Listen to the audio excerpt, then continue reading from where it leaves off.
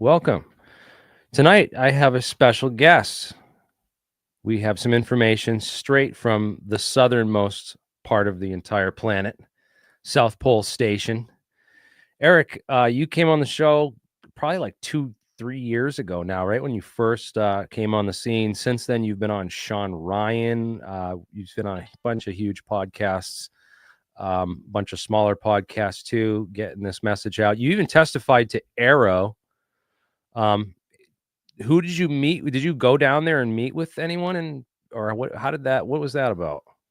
In June of 2023, I did in fact go to Washington, D.C., and I testified in two skiffs. One was for the Senate Intelligence Committee, and one was for AARO, AARO, the, all domain anomalous resolutions office thing. Yeah, literally the only thing I'm not allowed to discuss is who are the people that I got interviewed by and the location of the facility. Other than that, I can discuss anything else. Yeah. So that's cool. I mean, location. I was surprised that. I mean, you think they don't even need security? It's such a remote place down in Antarctica. It's like, why would they be so sensitive about the exact location? Oh well, you don't, certainly don't need security for South Pole Station. Mother Nature has that covered. Um, but I guess the Arrow facility is a horse of a different color. Oh, Aero facilities. Yeah, Okay. Arrow facility. I can't discuss the location or who interviewed me. Oh, okay. Now that sounds reasonable. Mm-hmm. So yeah, I thought you were talking about information from your testimony, but okay. Thanks for Oh no, no, no! clarifying Everything that. from the testimonies on the table. It's all public, right? You've already Yeah. disclosed, what you know. Mm-hmm. So let's just take us through the story, just for people who don't know. I'm gonna say what I know of it, and then you tell me what I got wrong. And repeat, That sounds perfect. Yeah. because I know we've this is quite a little whopper to wrap your head around. It sounds like a Hollywood supervillain movie plot or something, with what we're talking about. But so you get hired down here. I don't know. You went to trade school. You went to college. Did you go to? I did actually go to trade school as Yeah. a I took a bunch of trade courses in the plumbing and heating industry, hydronic heating, gas boilers, or yeah, all the trade stuff. You done. Yeah. So you done a ton of plumbing and stuff. You were hired by. How'd you get working? Did you work for Raytheon, or who'd you actually work for down at South Pole Station? The hiring party at the time was officially Raytheon Polar Services, Right. and it went by the acronym of RPSC. So it's probably Raytheon Polar Services Corp, I imagine, but we just would say Raytheon Polar Services. Yeah. And So how I Raytheon's got a the huge job was company. just basic. I know people I went to high school with who work for Raytheon, and Mm-hmm. there's a big facility down here in Rhode Island, Mm-hmm. in Middleton, Rhode Island, and a bunch of other locations around. So yeah, they're a huge company. I know they hire a lot of welders around here. They're always like putting ads out for welder down here, especially them and General Dynamics, which runs Electric Boat, and some of these other contractors and stuff. So Mm-hmm. um, I like I'd like to know more about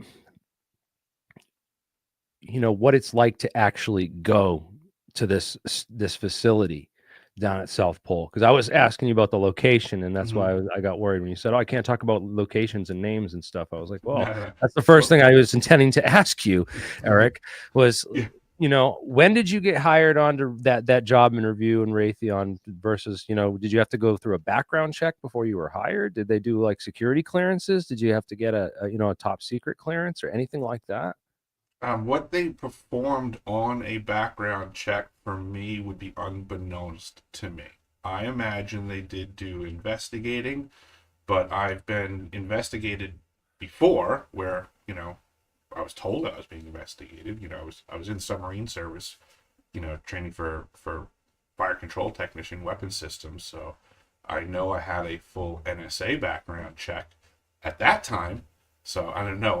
Am I already pre-approved from some other list in my past? I don't know. But I did have to go to Centennial, Colorado, on multiple occasions for And different you've parts of. only worked as a plumber. You've never done anything else Well, like in your No, career. question though, nope. because you said you were in submarine service at one point through your career. Was that before or after your contracting at the South Pole? Way before. That was back in 1994. And you never served in the military. I was in the Navy submarines for a short Okay, period of Navy. time. Yeah, so you were in the Mhm. Navy for you That did. that's what instigated the NSA investigation for the rate that I was being trained for. Interesting. So this Because was basically because of the job I was going to have in the submarine service had the potential to, or I should say, had the ability to fire potentially nuclear tipped armaments. I had a very exhaustive background investigation at that time. so they might have potentially that was 10 years within 10 years of this date of hiring for Raytheon. No, so that would have been 1994, and I didn't get hired by Okay. Raytheon until 2010 officially. And you didn't work for anything between then that you would think maybe was might have been testing you out and just there was Oh, nothing. I No. think every place I worked in between there was a test. I worked in some of the shadiest places you can imagine. My Well, my yeah. residential clients were the owners of companies like TRW and AIL, and had literature strewn about their houses. Like Council on Foreign Relations quarterly and Trilateral Commission monthly. I used to Yeah. do the Yeah. plumbing at a former Bilderberg facility on the North Shore of Long Island. So like that level of grade of facility was common. One of our main customers was the Carlyle Group. I did a lot of Wow. weird stuff for those folks. I did a lot of Yeah. work in Paul Corporation facilities. Are you familiar with Dr. Paul and the Manhattan Project? So Dr. Doctor. Paul and the Paul Corporation are a huge part of the Manhattan Project. He was a customer of mine. I worked at his house. I worked in their facilities. I mean, these are not normal plumbing facilities. Oh, So PALL. basically, you had a very long period of private contracting and private work for like these insiders and up and ups that kind of like would show that you kept your mouth shut and you could be trusted and put into such a position in the South Pole. Yeah, and not for nothing that I could figure out these systems that they're not even telling me the truth technically, but they have a failure, and I can come in and they'll give me a competent hand from the facility, and I can start to inquire and ask questions, and if he can answer them intelligently, usually I can get them out of harm's way and their facilities back up and running. That's wow. Yeah, that's pretty crazy way to get an inside peek at stuff. So Yeah, I mean, there's plumbing in every facility, and these facilities are in every community, and they don't have top secret written on them, because then everybody would know there's something right there. oh yeah, That's it. I mean, they're that's all like that. around. I can testify to that aspect of the Arrow building in Washington D.C. It looked like a Um, very benign building in a normal community. I will testify that if you go down to Quonset Point here in Rhode Island, they do not allow photography beyond a certain point at all. And there's signs up everywhere like you cannot take pictures or film here. And there's buildings where they build the submarines that are 5 stories high, like giant warehouse like building. They're Mm-hmm. huge. And there's Mm-hmm. no photographs. You won't find this on Google Earth. There's no photographs of it anywhere, but it's there. Mm-hmm. And a Yeah. lot of yeah, so Yeah. I live right in it, Yeah. So like that's yeah. So I mean I that work for a lot of these obviously people is a too. secret It's crazy. facility. I You I know. can't tell you how many Air Force and Navy people's bathrooms I've done over the years and Mm-hmm. how and kitchens I've remodeled. So Yes. yeah, Mm-hmm. they're all out here, and yeah, this is crazy. So let me, I mean, not too crazy. This is very grounded. It's very based. So you get hired for Raytheon, and what's your first day of work? Where do they fly you to? And Well, I guess when you want to say officially work, I guess you would say was South Pole Station. So I transited, from New York, did some more training in Colorado, went to LA, then to Auckland, then to Christchurch, passed through McMurdo, got to South Pole, and basically, day one was acclimating. You're at a ridiculously low oxygen level in the atmosphere. You're at 9,300 feet of actual elevation. You're totally feeling it. So you just kind of acclimate for the first couple of days. You'll appreciate this one though. Like when I actually was, considered acclimated after shadowing people for a couple of days, the first task that I got put on was to fix a leak that was coming from the ceiling of the first floor men's public bathroom over the urinals. There's a second floor bathroom above it, so something's leaking, and we get sent in there, and I grab a ladder and just a standard sheetrock saw. I started trying to cut the sheetrocks with the saw. I got so winded so fast, it was like just trying to do that. Like it was horrible. I tried another shot with the saw manually, and I was sucking wind, and I was like, someone get me a sawzall. It was unbelievably hard to do work that you just typically did, without pause. Now everything was super taxing in the beginning. It took a while to get used to it. Wow. Really? That's interesting.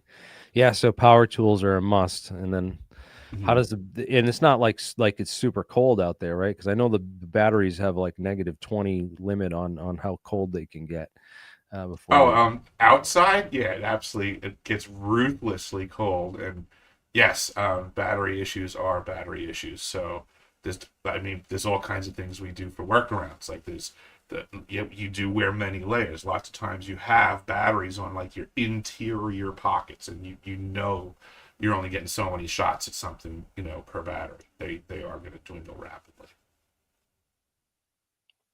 So, at what point that you're working down there, what are you doing, and when do you realize that this is more than just a detector for neutrinos? The understanding of the neutrino detector having a transmit capacity happened years after being on the ice, due to research and communications with other former crew members to come to that conclusion. As far as stuff that I did notice while on ice was the ELF system was in fact operational, and that I did discover in real time, and it absolutely did freak me out because I do not believe that it is anything but detrimental to personnel in proximity. So myself and my crew were riding atop this antenna array that I question, the negative impacts that could occur. And then an additional system that I saw was this green laser that fires out of a building called ARO, ARO, Atmospheric Research Observatory. So those two systems I did witness, and just trying to connect the dots with folks and figure out what does all of this stuff mean. And a lot of it has to do with, I'm concerned about the negative impact to myself and my crew. Like, what did it do to us for being in proximity? So in a past interviews, we've discussed like how you and some of the crew down there experienced like the Havana syndrome while you were there, some of the effects. And question from the chat asking if you know about the recent incident in Antarctica where someone had a psychotic episode, and that would seem like the same sort of thing continuing on, possibly. I'm completely aware of it. It seems to be, from the perspective of the program, some systemic problem that they are dealing with in questionable capacities, and certainly not being very public about. It appears to be a rampant issue, program wide, and by program wide I mean like of all nations, of every facility, every year. No one's discussing this stuff, but yeah, people are losing their skulls. So my question is next, is this the only building, or is there another power station that's much larger than this?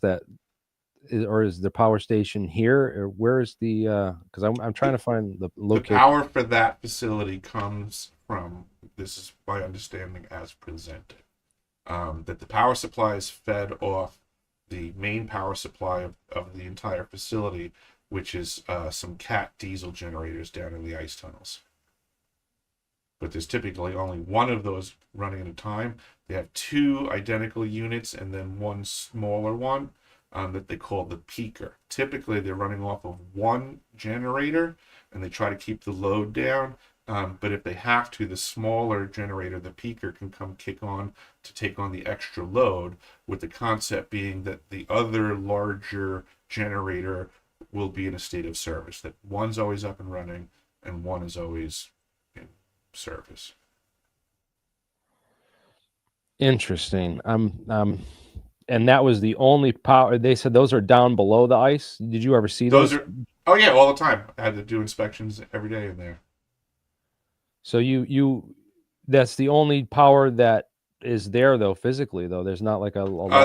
That's what's presented, but therein lies the question. Yes, it does. It appears to me and many other people that have done the math that this facility has a larger load demand than what that supply can provide.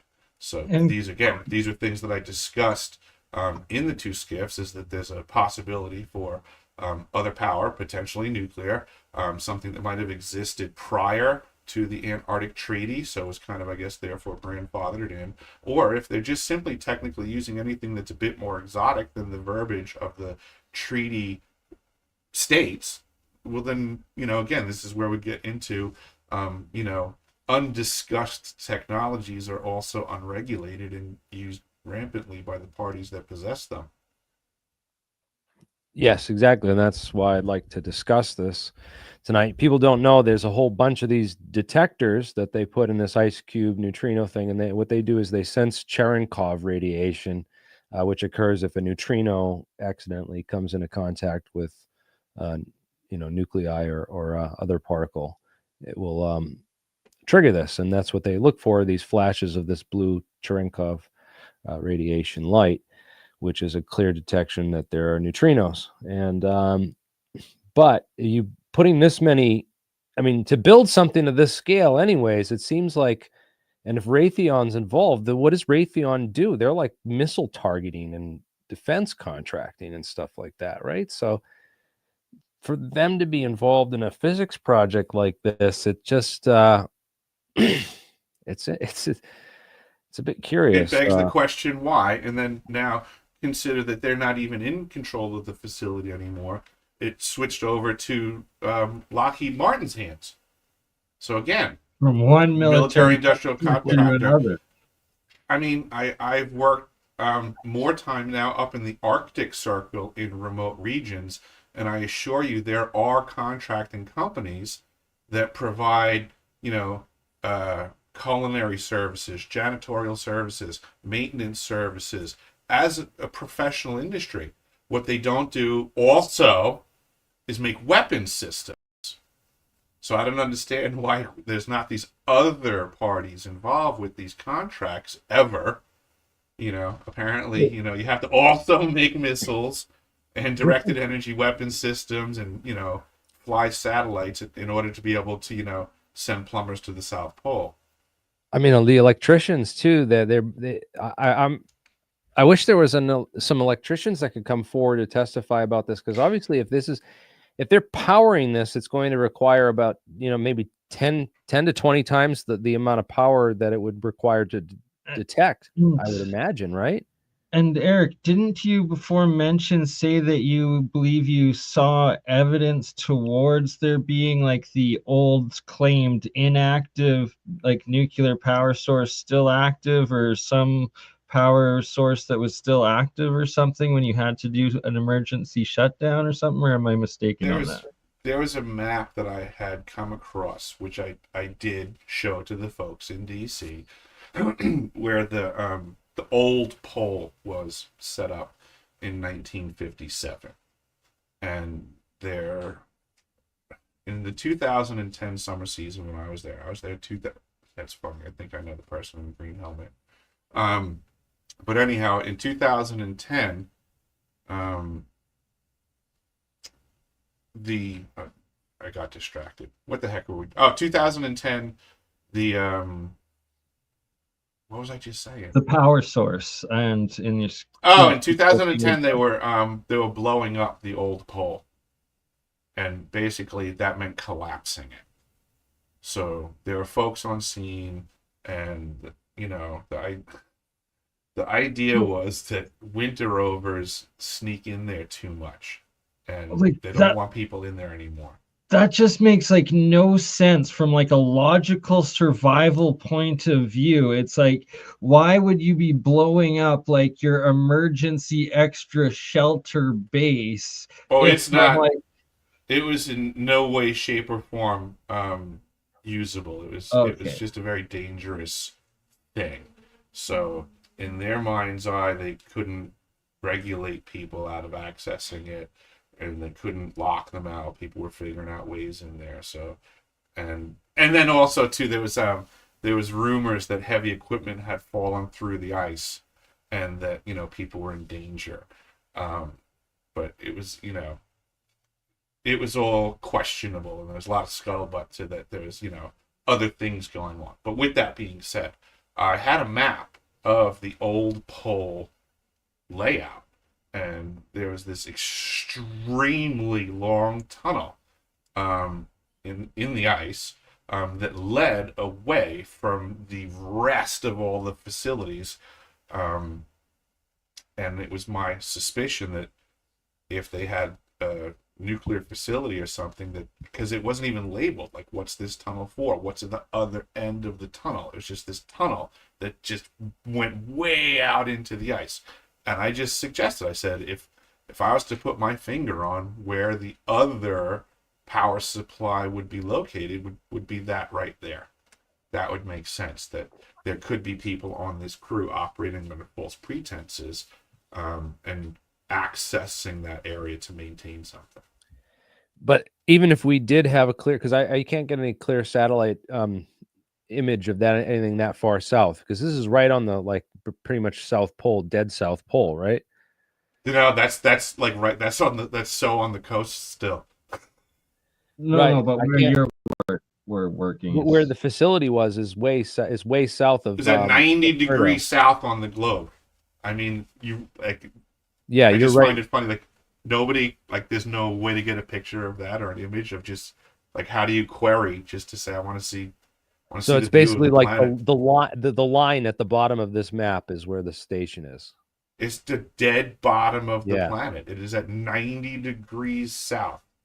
They literally, because they want it to be right there for research purposes, and I wouldn't be surprised, because everyone knows about LIGO, but not a lot of people know there's an identical detector to LIGO that was built the same, and so there's actually two of them. So I wouldn't doubt if there's another that there'd be plans or something to build another secret one on the North Pole as well. Well, there's already plans slated right now moving forwards to make the neutrino detector at South Pole Station 10 times bigger. I mean, what's the return on that investment? 10 times bigger. Yeah. And why, right? Like, right. What's gained? Yeah, that picture that you're on right now. That picture that you're on right now. Those are the over on the right hand side. There's next one. You just had it up. It was that one. I know. I was looking for this is one of the things that I have had conversations with folks, is that the wires that they just showed in that thumbnail when they're in the trench. Excuse me. Yeah, I see them. Those aren't just comms cables going to the DOMs. They're massive. Yeah, the size of those cables that's not just because they're a kilometer long. They need to hold up the weight, right? They don't taper down to be thinner. No, the weight is held up by actual steel cables. There's an actual steel cable structure that everything else rides upon. Is that the DOMs are connected to the cable? The wires are So in connected this to the cable. picture, is that the steel cable wrapped in? It's all wrapped it up. I don't even know if you can see it there, but you can see the steel cables about the dom. There's 3 of them surrounding it, Yeah, equidistant from each other. yep. I can kind of see this like a harness thing that holds it around the Mm-hmm. middle. But is this the actual cable that they're dropping down the That's hole? Or, basically that's the full diameter dropping down I per mean, it per looks like with a it per it looks, strand. look at the girth in his hand. I mean, Right, Jesus the thing's Christ. huge. Like there's a lot going on in there. Like that is one expensive operation to then be making 10 times the size. Mm-hmm. Yeah, I'm actually looking at that picture. I know a couple of folks in there. Yeah, I mean, it's he could barely touch his finger and his thumb together around that, you know? Just to Yeah, give you that's an the dude idea. with the B on his helmet. Yeah. So interesting that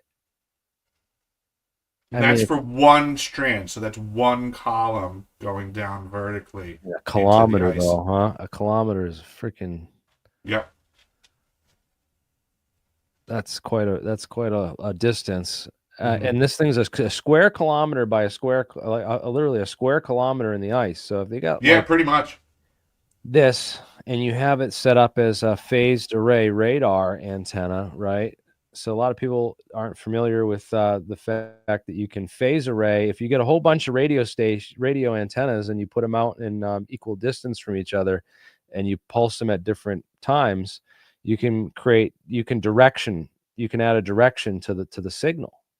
Because look at how these are all pulsed at different times, and how that sends out a wave, how the signals going this way create that wave front, you know, because they Yep. all pulse in a row, and it creates like another wave front from that goes in another direction from a linear detector.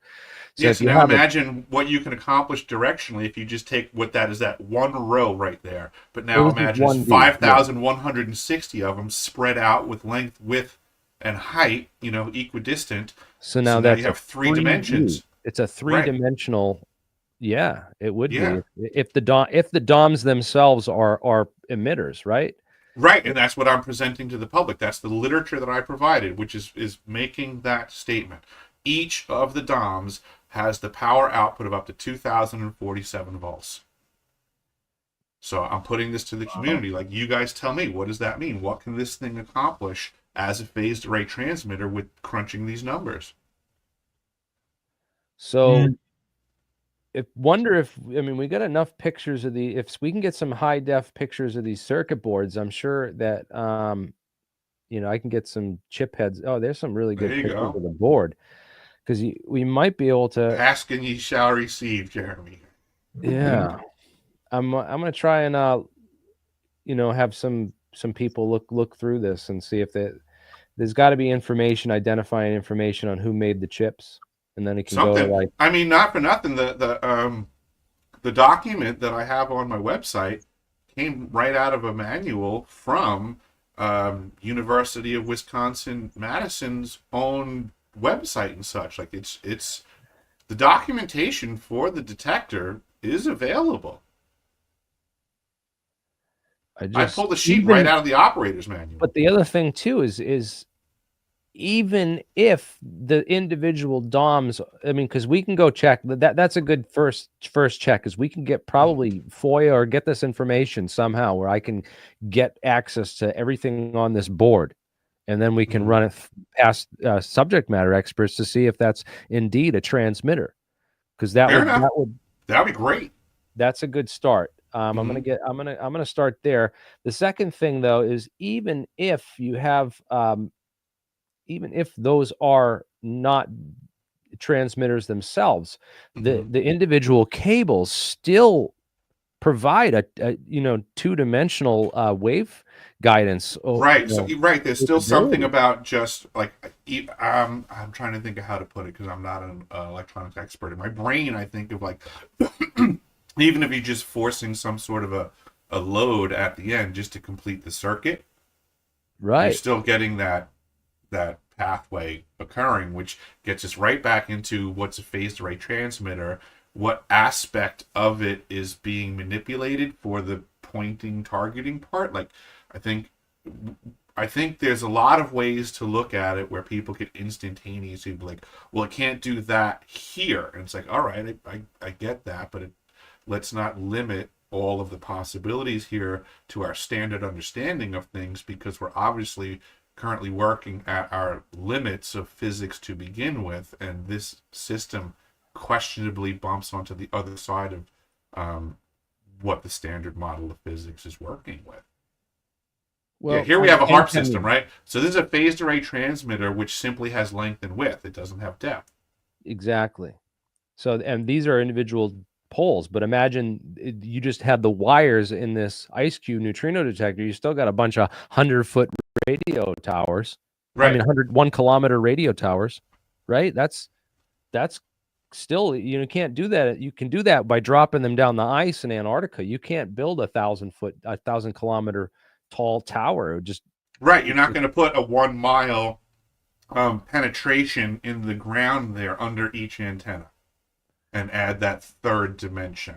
Yeah, to think about it, right? So it's still a step up from HARP, even if the DOMs aren't detectors themselves. Because then if you have the DOMs as detectors themselves, I think that's like a 4D phase array. Right. Like, so here's questions to have, right? So if 2D directed energy weapon, which would be HARP, if it's just got length and width and it needs a ridiculous amount of power, right? Well, all right. Let's presume if we added a third dimension to that one, and crazy power, yes, it's off the wall. But what about just by adding the third dimension, you get such a gain that you can reduce the power required a lot, but still reap the same benefits? Does that make sense? I just wonder, there's a lot of this that that makes sense, but I just would like to see actual experiments done, because you know what? I had a discussion last night. Who wouldn't like to see experiments done on this? Therein lies the problem. Is they're hiding all this stuff. They're hiding all. I mean, we still don't have the access to HARP, and that facility's been shut down. Mm-hmm. They wouldn't shut down HARP if it is still not shut down. Better. The one in Gakona, Alaska. Oh, I thought it was like private ownership or something. It's completely up and running. It's never been shut down. They threaten it all the time. I don't know if you noticed on that circuit board you keep popping back and forth on the DOM. Did you notice the peace symbol on it? Yeah, I noticed that on the circuit board right here. There's a piece there. It says Ice Cube DOM. Oh, I wish I had a better image, but you see the sticker. If I can get a blow up on those stickers, those are going to be the that's the manufacturer. I can find someone who knows where. It's University of Wisconsin-Madison, right? I guess. Yeah. So I'm going to reach out to them tomorrow. This is Monday, so I'm going to reach out to them and see if I can't get some nerds from there to send me some more stuff on that, so we can at least check into that part of it. Mm-hmm. But even if those are not the actual transmitters, they could still transmit a lot of current through the cables themselves by just considering those as really tall 1 kilometer antennas, mm-hmm. right?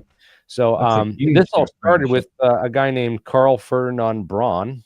Very boring old history, but 1905, the first directional antenna, which was three of them. Mm-hmm. And pretty wild stuff. That the woodpecker was this system that they built in Russia during the Cold War, and people would get this weird radio signal that sounded like a woodpecker noise, and they'd be like, "What the heck is that going on there?" And they found out that it was the Russian experiments with some of this stuff during the Cold War. So this is like Cold War on steroids with what you're talking about. But I don't know about some of the other more wild claims, because I've had some interesting conversations about this with some very interesting people.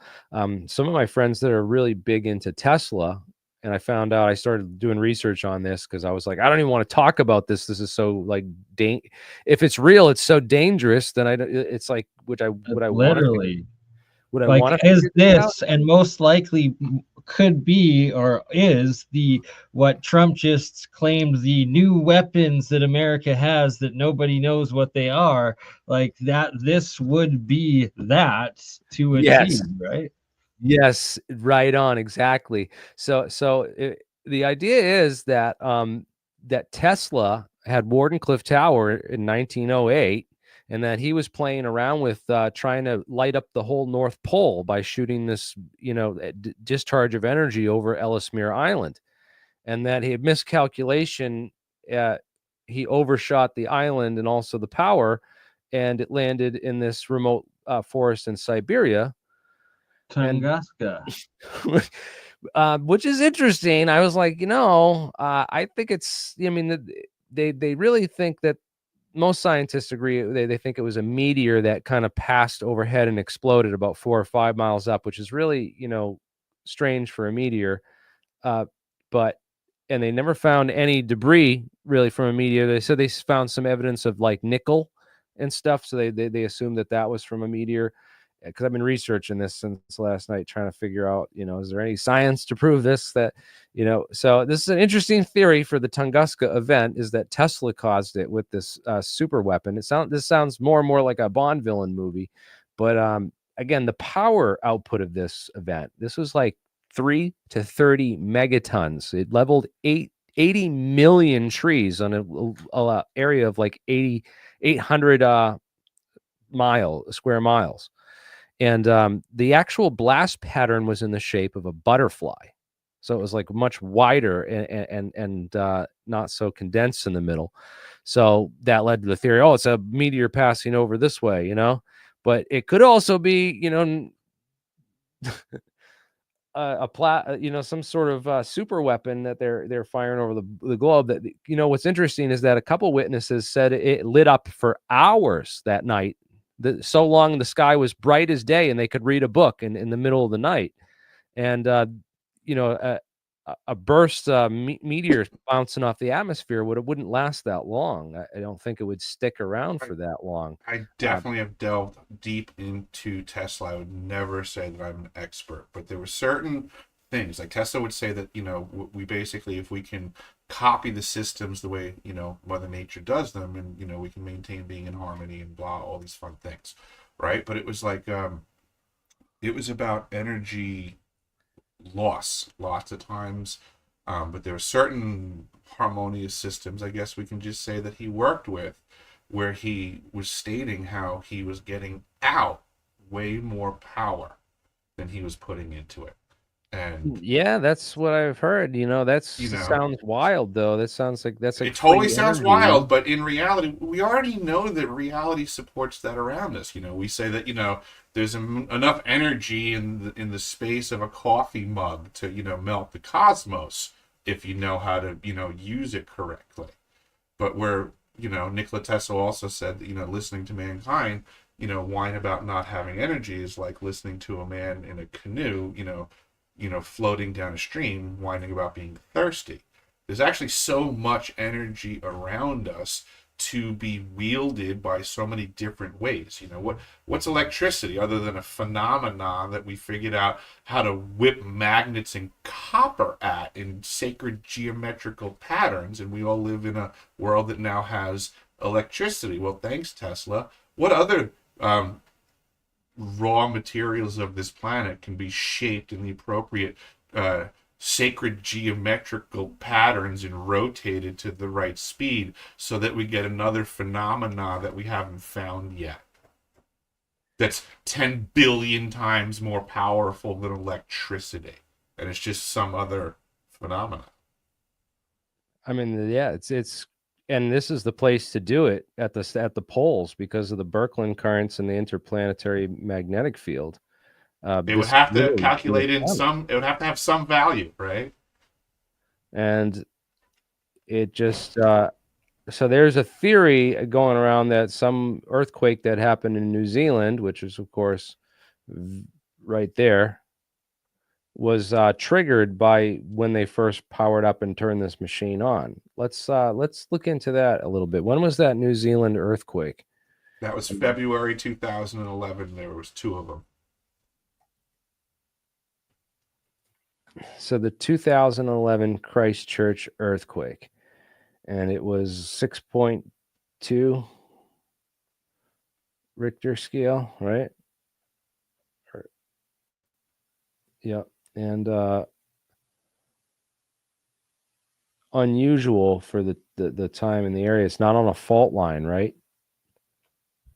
I'm not But certain. I've heard people argue it both ways. It was yeah. my understanding that Christchurch had earthquakes regularly. Oh, okay. There's a fault line right there. So it's. But again, how would if there's stress built up in the earth? It's just kind of like when the coins in the arcade are on the edge of that machine. If you just give it a little shove, it can get the coins to fall, right? It's kind of like that idea, is that all you're trying to do is take a bunch of potential energy that already exists there and kind of set it off. It's not saying that you're And that actually. was exactly how it was expressed to me by someone that was in the know. They said, first and foremost, if there's a fault line, it's extremely easy to induce an earthquake, would be the right term, earthquake induction. So again, lots of referenceable science on this, all kinds of decades of research on how do we induce earthquakes. But with that being said, super simple to do it on a fault line. If there's not a fault line, it's not hard to do. That's basically Yeah. just the level of technology now. And I had a conversation with Simeon Hine this past summer. I was invited out to Colorado to the property where the Snippy animal mutilation event occurred. It was a private event. I got asked to speak there, and I got to meet Simeon Hine. And in his conversation about UFOs, one of the things he was discussing was how earthquakes have a tendency to generate balls of light, and people have a tendency to misreport this activity as UFOs. So we got into this conversation, and basically just thinking, in reciprocity, so to say, that if an earthquake can generate a ball of energy, wouldn't a ball of energy, if delivered appropriately, generate an earthquake? And obviously, it would make sense. It's just it's a discharge of energy. If you have the ability to add energy, you can instigate the process. It's just a peculiarity of delivery system, right? If I said to you, we're gonna embed a 50 megaton nuke a half a mile below your city, you wouldn't be surprised if the buildings shook that afternoon, right? But if I told you there was a different type of delivery system of that same amount of energy, that's all it is. It's Tesla technology delivering the energy wirelessly from point A to point B, and the point B side is the side that has to deal with now an excess of energy release. What's a bomb? It's an excess of energy release. Yeah, but it's also the time period, the impulse of the delta T of when because you could have that energy, in a typical like Earth movements. It's like that energy can be divided up over a long period of time. It's only when there's a ton of energy released in a very short amount of time that you get that pulse. Yeah, that's what I'm talking about. Yeah, being able to deliver a massive amount of energy in a pinpoint location and release it rapidly. This is what's on the table now with directed energy weapons and earthquake induction.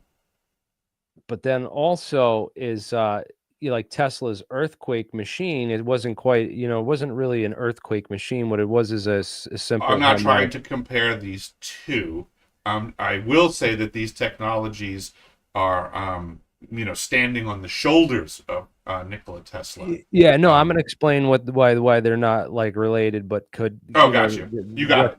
what is related in them, because it's the idea is that you have a standing wave, and you turn anything into a simple harmonic oscillator. And there's a damping term, which is it breaks down into a differential equation, is how the math they teach you. And this is how all engineers solve any type of electrical engineering, any type of engineering problem. It's all based on applications of this same basic differential equation, and the solution to it is usually a cosine or a sine wave, That's the harmonic solution. You could have 0 and 1 as well, right? But 0, 1 are the simple harmonic oscillator. It's the solution to everything in physics. But yeah, these are the terms, and the damping term is this term right here, and that's like how much it slows down by. And then your acceleration term is right here. That's like your and that's how you find the natural frequency, because that's where your mass is. It's in your acceleration term. And this k, which is your wave function term, is in the is over here with basically the position term. And that k over m, square root of k over m, gives you the natural frequency of the system. And every object in nature has several, sometimes more than one, natural frequencies based on the different wave numbers that you can use. And those natural frequencies, when oscillated, if there's sufficiently low damping term, you'll create a standing wave, which means you can pump energy continuously in it, like a swing, right? So you got to swing, and then you can pump it until little Bobby goes over the bar, right? That's basically what we're doing. I just wanted to break it down And this is where we desperately need the specialty of Dutch synths, and I actually just emailed him the link, so hopefully he gets it. Oh my God, that would be epic. So yeah, hopefully I wish we told him ahead of time. Did you? I know. I did not think of that, but I sent it now, and I've been trying to find. This is such an awesome topic, though. We can do it again in a month and get Dutch synths in on the business, because I'm absolutely. You believe me, I'm going to be digging into this with science. I'm going to be emailing all these scientists from the University of Wisconsin-Madison tomorrow, and getting as much hard intelligence on this as I possibly can. We might even get some more whistleblowers to come forward on this and learn just exactly what Raytheon and defense contractors are doing in a physics project that has a peace sign on. Why is the peace sign there, man? We're just peaceful, man. We wouldn't cause any earthquakes, man. We're just a bunch of hippies, dude. So there's also been a lot of like interesting information and discoveries being published about neutrinos themselves specifically lately. One article I saw was like claiming that they make up like the majority of matter in the universe. Another one saying that like they're able to like travel like faster than light, or like instantaneous sort of thing. So it's like, if those properties are true, then that makes whatever this device is down there like exponentially more like next generational new physics, new capabilities, potential off-world, potential quantum style. Like, well, another thing is that these neutrino detectors are supposedly also functioning as UFO detectors, UAP detectors, because when their propulsion systems will leave a trail of neutrinos, supposedly. Or you just read my mind. That's what I was thinking of. With the big picture conversation going on the planet right now, that's one of the things that I find most intriguing. Is that, everybody's asking for the evidence, and here we have a very reasonable conversation on the high probability that we have like an air traffic control tower right at the South Pole Station, which like for many reasons makes sense. Yeah, I mean, there's a lot to be discussed here at the very least, and I'm blown away that it's taking me years to get people to engage this stuff, because I guess I'm learning how much the science is over everybody's heads. I guess. Yeah, my professors will probably watch this and be like, "You're nuts. You're crazy. This dude's out of his mind. Like, what are you even doing?" I would expect no less a response from academia, who has one of the biggest vested interests in maintaining the status quo as any faction on this planet. They paid for their education, and how dare you ever tell them they're 100% fucking wrong about a shitload of stuff. No. Yes. You got to show them wrong, though. So we're not going to tell them they're wrong until we get. Until I'm not going to tell them they're wrong about this until I know for sure. all the There's very details. few things in science that I can't drive a truck through their story. I mean, phased array radar is real. That makes sense. Where is I mean, the control systems is the other part of this, because you're going to have quite a server complex to run that many emitters. Oh boy, do they have the server complex. I've been in a lot of facilities. I've never been in a server room that has as many servers as the Ice Cube lab. Yeah. That requires the exterior air from the winter at South Pole Station to keep it cool. Wow. If the louvers to the exterior get jammed up with ice and you can't exchange air, the servers will heat that place up so fast it's not even funny. One of my first jobs was for Invensys Corporation, and it used to be Foxborough Corporation, and I had to punch off a system with and wire up.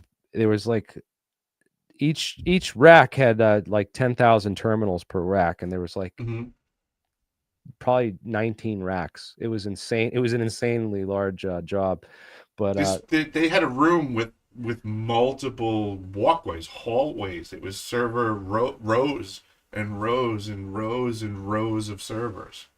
I'm just going to step out for a couple of minutes, and I am going to spam every single social media account of Dutch Synths with the link to try to get them on here, and I will be right back. Awesome. Yeah, if not, we can have him back, because I'm definitely going to be digging into this more after, because I wanted to talk to you, get you back on to talk about this technology, and also so I can get more, just I think you're going to find out a ton of information. I wound up engaging one of these AIs in regards to the conversation of earthquake induction. And I was able to get it to provide me a ton of research work that already exists on the topic and how to do it. Wow, that's pretty cool. So they fly right into Edmondson, or do you? Yeah, actually, that skiway where the plane is landing, the next picture, it's pretty much almost like the angle from the cockpit of the plane. You approach from that direction. Right. The staircase with the sign that was on the next shot, I think, was what we called Destination Alpha. That's the back side of the Ice Cube neutrino. What are these towers here? That's where all the cabling goes down into the ice. So the bridges across have cable trays that are bringing the cables over into the towers that go down, and then once they go down, everything's just kind of traced or trenched through the ice to the top of the locations. Those red facilities that you see right there are mobile units that they drag to each of the spots where they're going to then set up steam drilling equipment with coil reels and stuff and get everything going to then drop down each string with all its needed equipment and get it all wired up. They would just basically do section by section. And then all the wires go through the ground, under the snow and under the ground up into these things. Yeah. Wow. That's pretty crazy.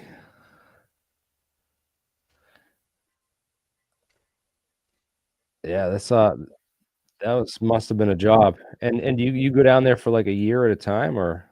I did. There's summer season and winter season. Yeah, there's all the coils and everything. Look at the size of these cables, man. And then that's a lot of that could be the steam boring equipment that's also set up in that picture too. Yeah, right here. That arrangement that you're looking at is all of the necessary gear to drill down through the ice with steam and submersible pumps to pull the water up.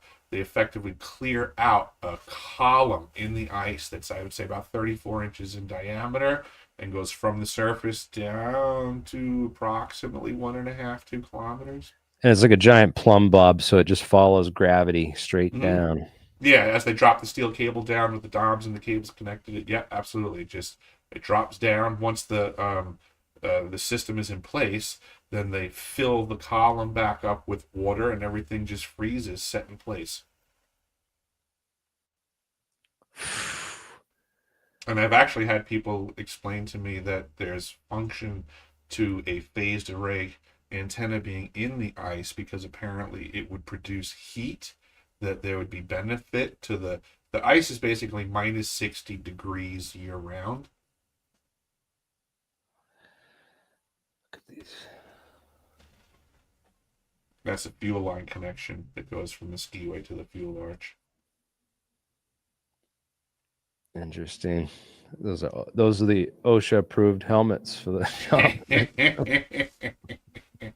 Yeah, it's funny the certain companies with their PPE regs, and yeah, they've actually made us wear those to ride the snow machines. Mm. It's not even for that task. It's just so they can jump on the snow machines and not get in trouble. We dug it by hand with shovels. No. Which unfortunately happened quite regularly. But the good news is the ice is because it's 0% humidity there. The ice is about as least dense as possible per like cubic foot of snow. Yeah, huh? It's really light, really light. No density. It's like styrofoam. Breaks really easy. You can take a big giant chunk that, like in the regular world, looks like huge and would crush your friend's skull, but it's like nothing. 34 inches in diameter. It looks like closer to 24. I'm ballparking. It feels Yeah. in my brain. It looked like just big enough for you to slide down it. Like, Ooh. yeah, exactly. There Like it you wouldn't. go. Yeah, it definitely looked like you'd fall down it. And like, I mean, these were discussions we had. I jumped over one of those holes. Like that was a thing. Like it was a dare. Because it's a 2 mile drop. I mean, technically, you should be able to do it without messing up. But if you do, Hey, where did Eric go? yeah, yeah, we calculated that you would probably be enough resistance that you'd slide all the way to the bottom, and survive long enough to like get acknowledgement that there's nothing they can do to help you anyway.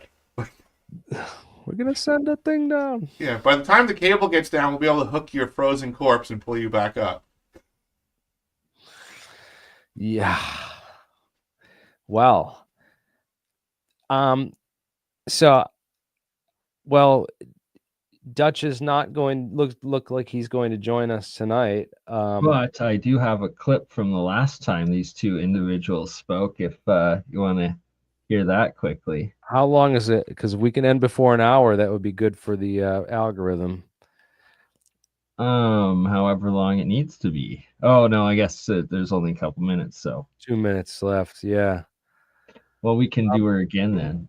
We can keep going. I mean, I don't have a problem with that. Do you, Eric? Or do you want to I just don't do an mind. hour? Okay, yeah, Whatever. let's play a little bit of it. We'll keep her under Whatever 2 works. for sure. All right, you go ahead and share that, Bernie. I want to. You got this. I'm gonna give you the reins here. Oh, Mike Turber just joined us from 5x5 News. Check out Project Iceworm when you get a chance. My I dad did. worked. Here's a really interesting connection as well. So Project Iceworm, which legitimately brought nuclear weapons and power plants into a foreign land without informing them. If you watch videos, which there are plenty of them, which get very specific to the construction of that facility, okay?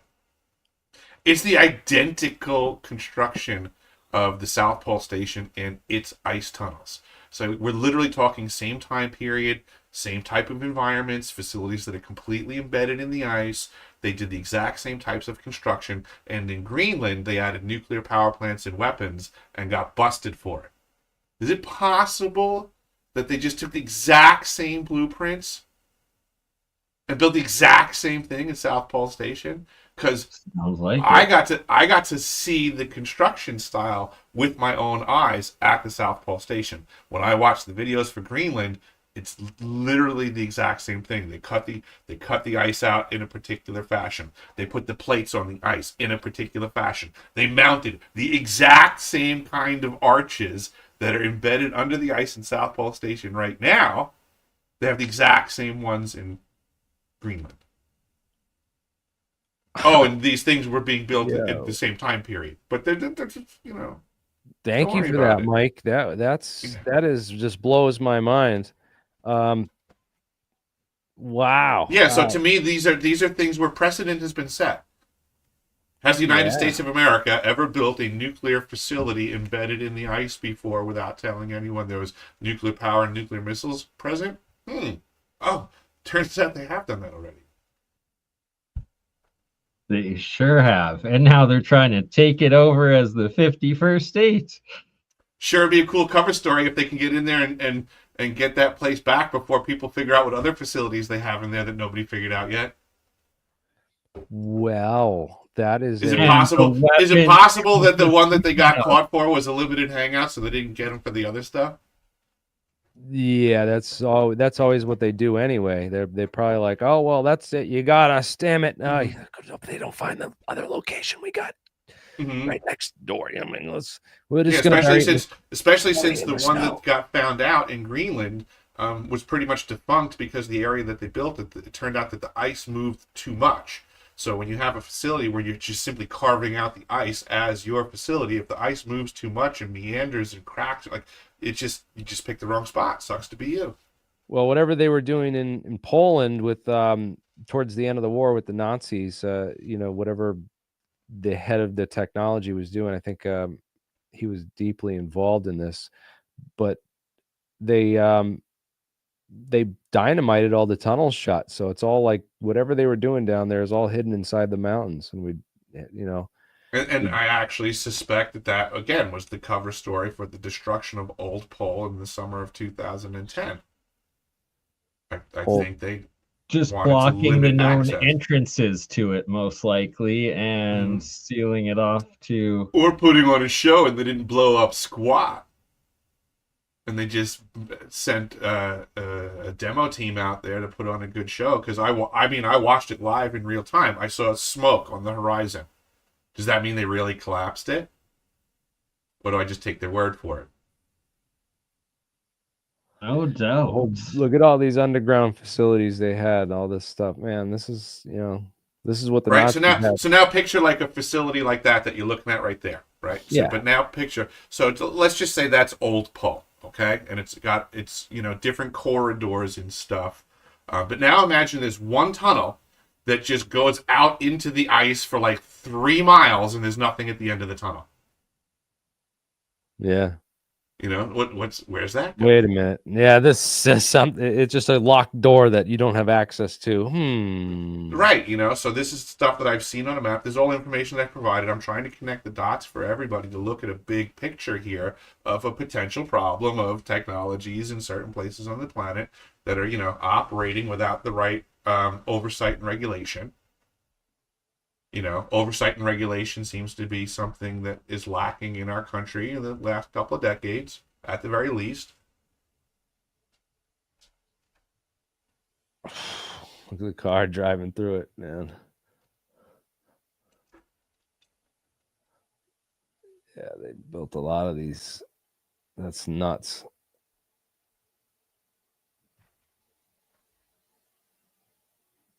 Well, I mean, just even think about the whole idea back to this air traffic control tower thing.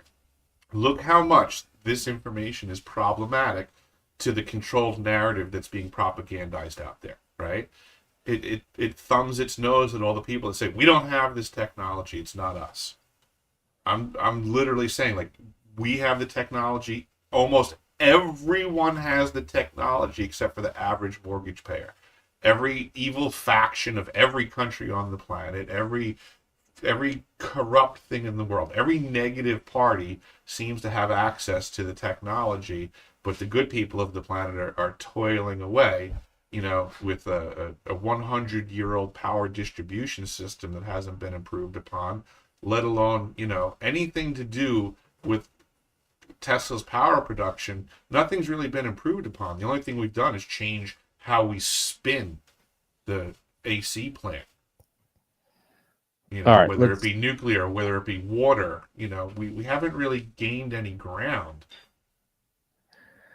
All right. Do you have this queued up for us, Bernie, with the best part, so we can revisit the?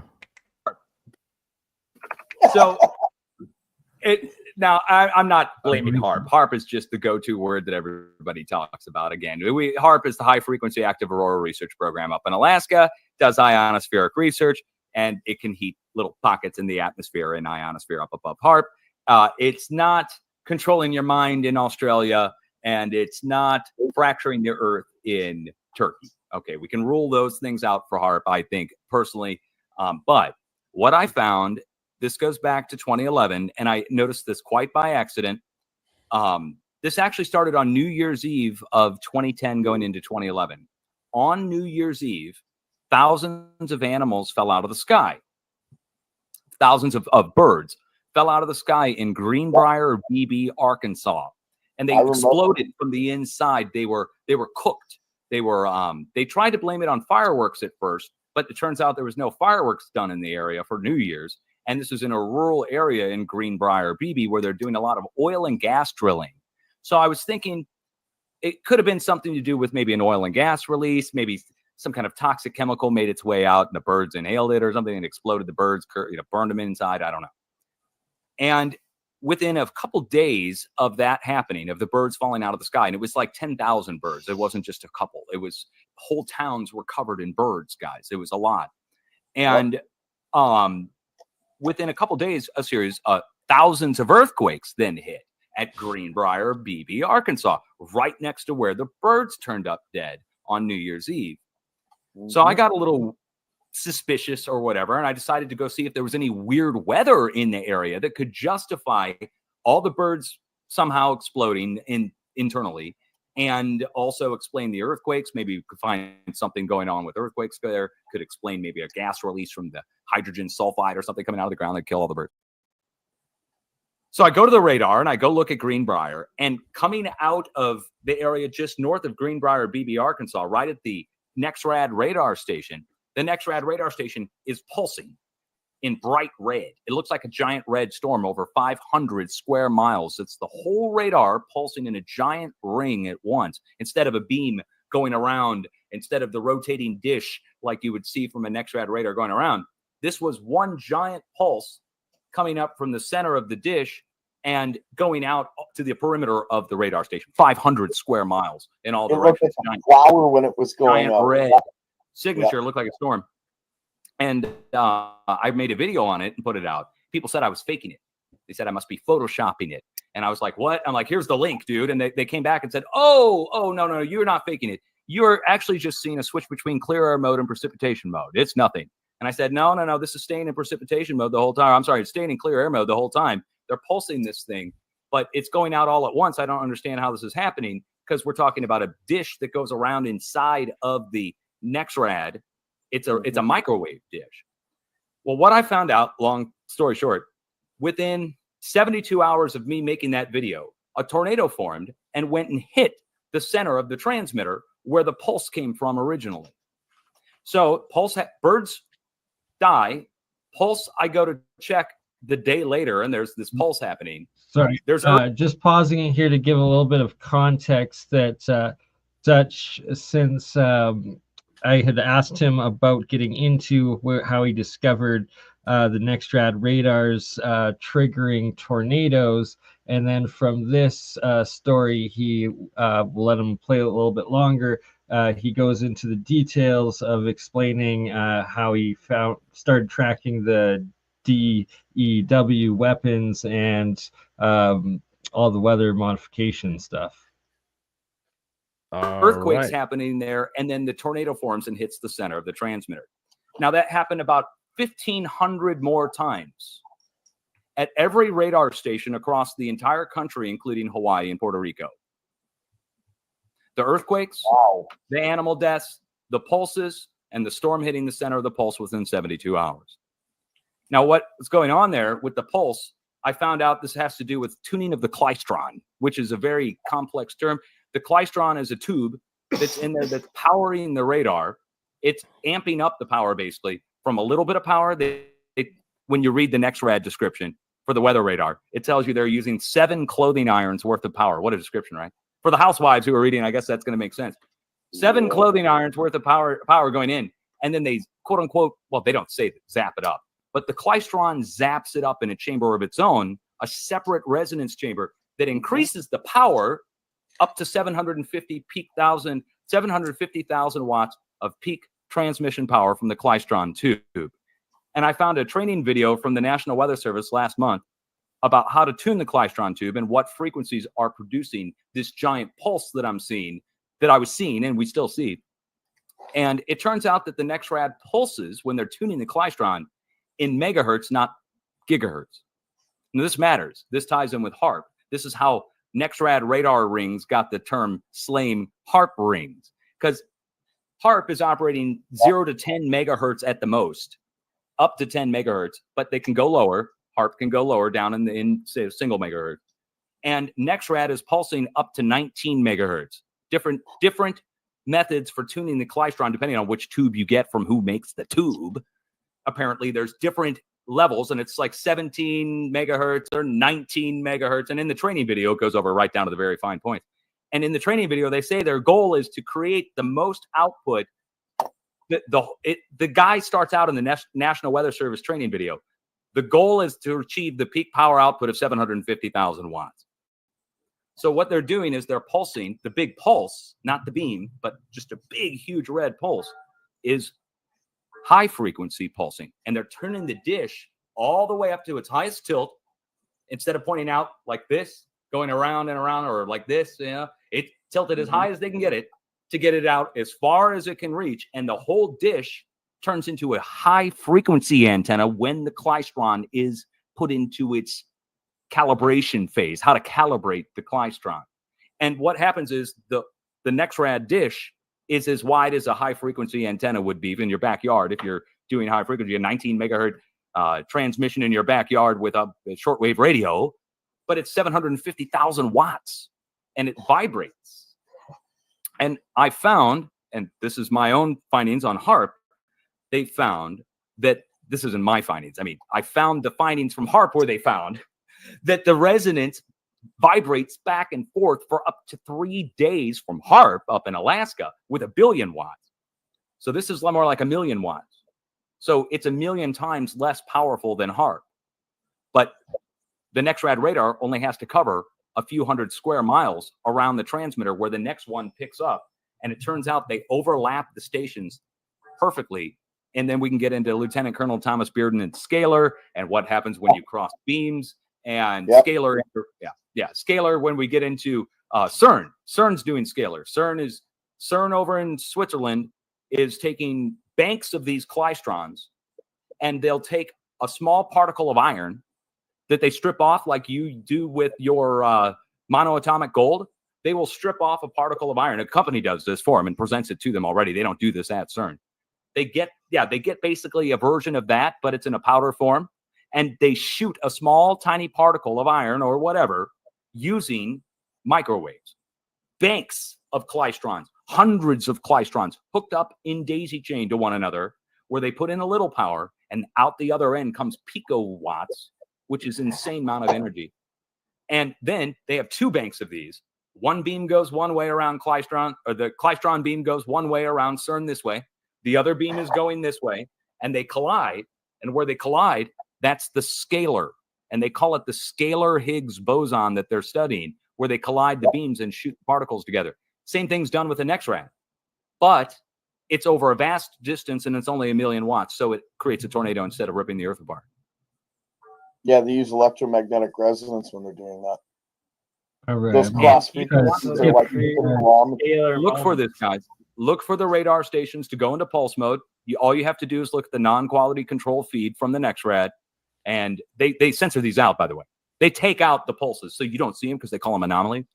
Quality control, they call it. I'm sorry. Quality control, got to take it out.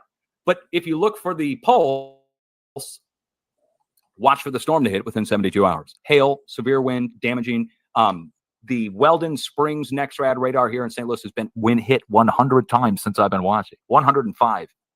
And the tornado forms and hits the center of the transmitter in the National Weather Service office when they don't misdirect it. They can totally control it now. So they can stop the tornado as much as they can start it. But do they? No, usually don't. I've seen that they let it hit the National Weather Service office because they don't want to admit that they're causing the rotation to begin with to come into the center of the rotating transmitter that's transmitting 750. Anyway, that's called HAARP rings. Because I got in big trouble for talking wouldn't about it. be a conspiracy anymore. Guess who manages And the NexRad? it's why you will always The U.S. Army. U.S. Army replaces all the components in your NexRad and the U.S. Air Force. At the Air Force Base, it's the Air Force guys. But it's the military. They maintain all the NexRads across the country because it's part of the WSR-88, Ronald Reagan's missile defense system from 1988, when they rolled out the NexRad radar in 88. It wasn't just coincidence. It's freaking Ronald Reagan missile defense, baby. We're shooting down that stuff as fast as we can with the scalar. And so, have you considered you were observed directed energy weapons warfare? The DWO, the Directed Energy Weapons Warfare Office, right? Is that what you're talking about? Oh, I'm saying what you witnessed. Have you considered that you were simply observing directed energy weapons warfare? Oh yeah, definitely. It could even be that our radar stations. It's a battle. That's what's they're fighting each other. There's people fighting each other with directed energy weapons. There could be a third party up above punking our radar. I've proposed this, that it might not be us causing the tornado to come to our transmitter at all. That it could be either from an outside source or even on the ground, somebody punking our radar, giving it too much energy in the electromagnetic field, doing the same thing, but from like hitting our radar with it. And then that causes a tornado to form and it comes in and hits us. It could be that too. Yeah, it definitely could be. It could also be in space. Yeah. I'm obligated to inform you because of the dates that you threw out there and your question. You threw out that you said December to January 2010 to 2011, correct?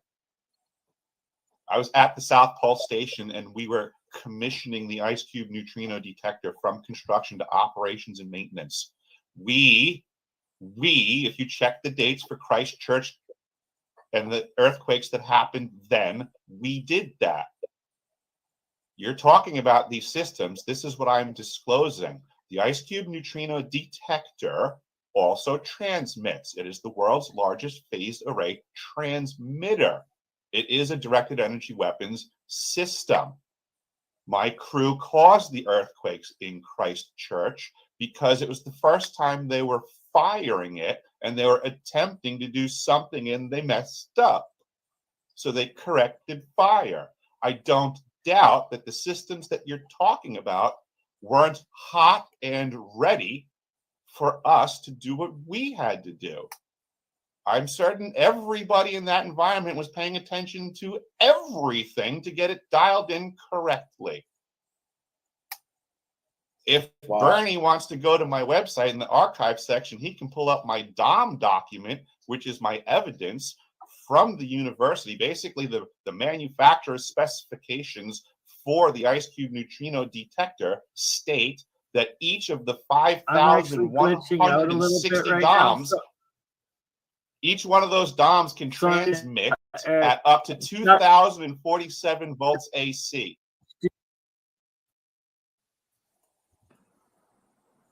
I'm sitting here, I'm breaking out in a slight sweat. Hold on. I'm trying to find people that understand what I'm saying, but most people I talk to about this, I know. This man right here fully understands what you're saying. Wow. So, Eric, You're you talking want to get a to Ferrari private chat to your website? Oh, I'll I'm get full that screen to somehow. pull this up. Did I click a button? I must have clicked a button. I think I'm full screen. And came out at the opposite down on the other side on the antipode. And now we've got on both sides of Earth 2 7s in a course of 5 days apart. So the energy always transfers. It never goes away. So, well, that brings me to my question. When it's bouncing back and forth in its antipode, does it actually ramp up and then like escalate onto another place rather than going from a 7? It goes to say a 7.5 and reverberates into another spot. Yes, we see it increase when we pump in new deep earthquakes. When new deep earthquakes are added into that, it's like adding more energy into the mix that's already coming through. So in other words, like an earthquake, 7 hits in Turkey, energy's coming through or around the planet, I don't know which, but whatever way, it's coming to the other side, and then a bunch of new deep earthquakes hammer on the other side where the 7's going to hit, and then that amps it up. Yes, it amps it up. Amp is the perfect word. Amplitude is increased as we pump more energy into the accordion-like wave that's going back and forth. I think it could be going back and forth between points through this, the round Earth, but it could be a disk Earth or a faceted jewel Earth, or well, it could be a matrix Earth. We might not be here at all, guys. I'm out of here later. Yeah.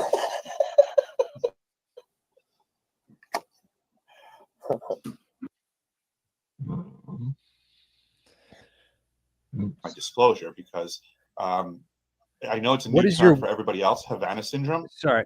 But when you're at a directed energy weapons facility, just about to bring that up. Thank you, Eric. Yeah, so this is part of why I'm coming out, because it's not fair what they're doing to people.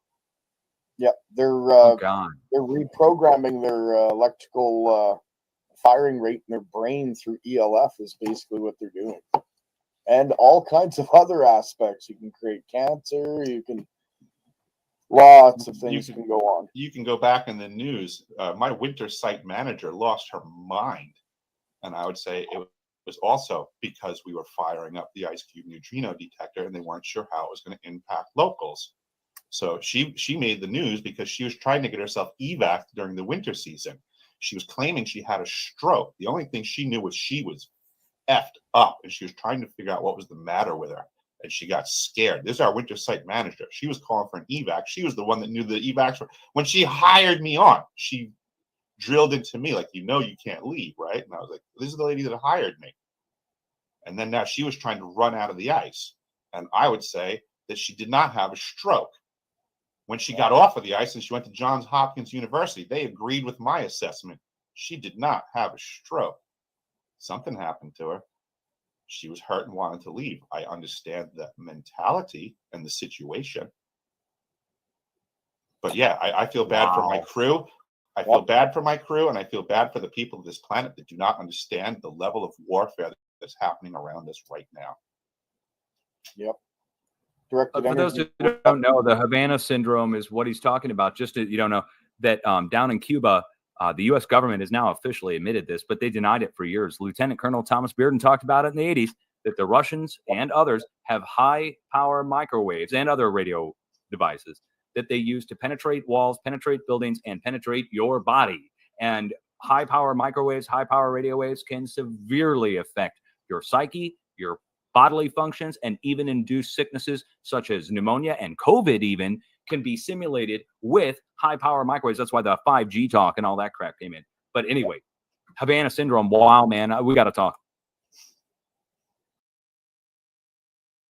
Right, I paused there because I think it kind of ended, and sadly, in that interview, we weren't able to get Dutch to bring up his video where he actually documented the radar scans coming from the South Pole Station towards Christchurch during that earthquake. And I missed the exact segment where Dutch spoke about it. Eric did in that segment, but yeah, since that introduction, it's like Dutch has been very reclusive and has given lots of signals that he was threatened and that he's quite suppressed, and that he seems like he wants to come back on, like he really wants to connect with Eric, but it seems like there's a lot of outside pressure on him to not let that happen, because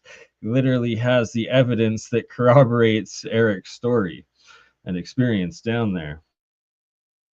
Dutch and I should be like Reese's peanut butter cups, like chocolate and peanut butter.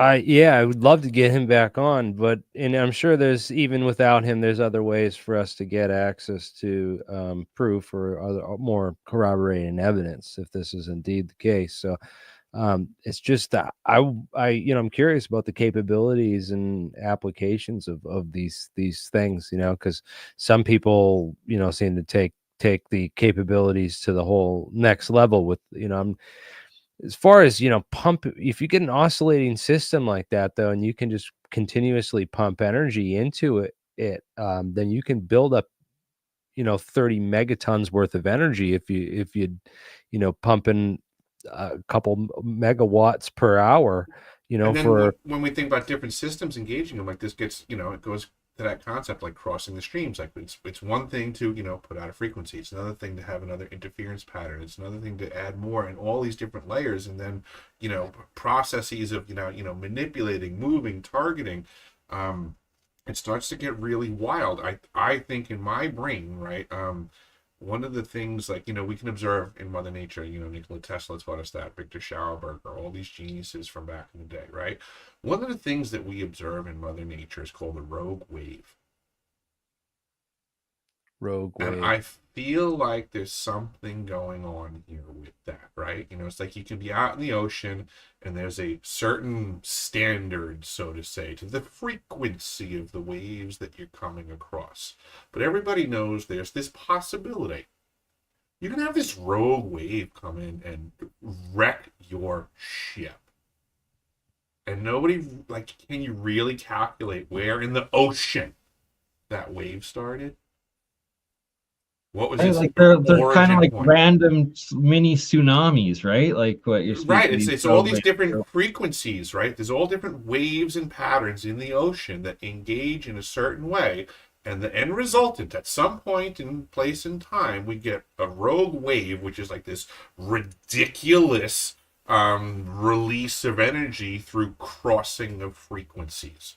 I think that's what we need to start considering when we look in the realm of directed energy weapons in these technologies is what wavelengths are being manipulated, what happens when we start crossing wavelengths, what kind of patterns do we get, and what kind of rogue waves can be generated, whereas in nature they're semi-less predictable, but because we understand they can be manufactured. Like Nikola Tesla and Schauberger and all these people have taught us, if we simply work with Mother Nature in harmony with her forces, we can reap the same benefits and powers. If people are simply crossing waves to make rogue waves, this is not really a far stretch of the imagination. We have these technologies at our fingertips right now. It's just a matter of how they're being integrated and incorporated, and who's at the helm of these machines. With no accountability and no even public knowledge of their existence. Right. We have trouble considering these things because we're good people. Right. But if you seriously just looked at the world and all of the technologies that you exist, and you were like, if I was an evil bastard and had all the money in the world, what could I accomplish?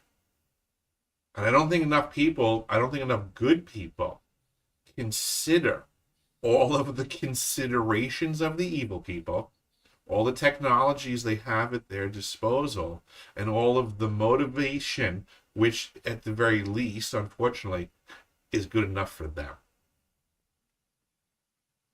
We might not say, I would do that for that, but we have to start to appreciate that there are people on this planet that will do really horrible things without you asking much of them.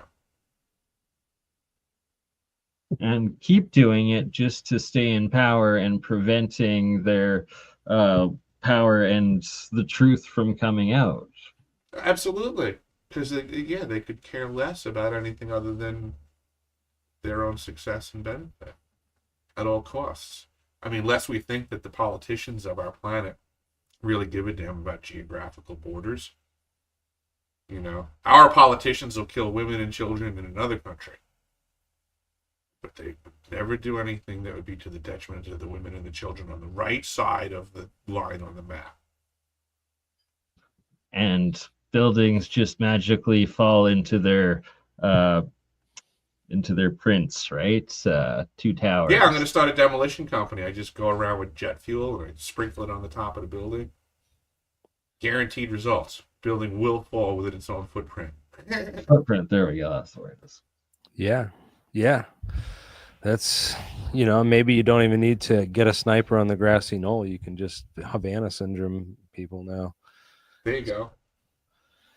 Yeah, I wonder if there's been any assassinations or government leaders taken out with this new Havana technology. That's well, there's certainly, a history of peculiarities when it comes around to the topic of. Have you ever heard of? I'll just put it this way: did you know that there was an assassination attempt against Jimmy Carter?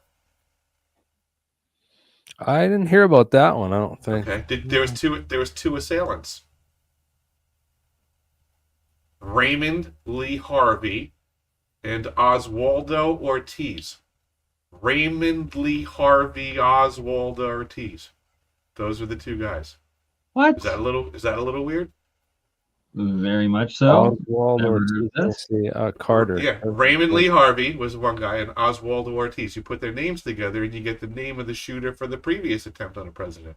But that means nothing. There's no message there. Raymond Lee Harvey.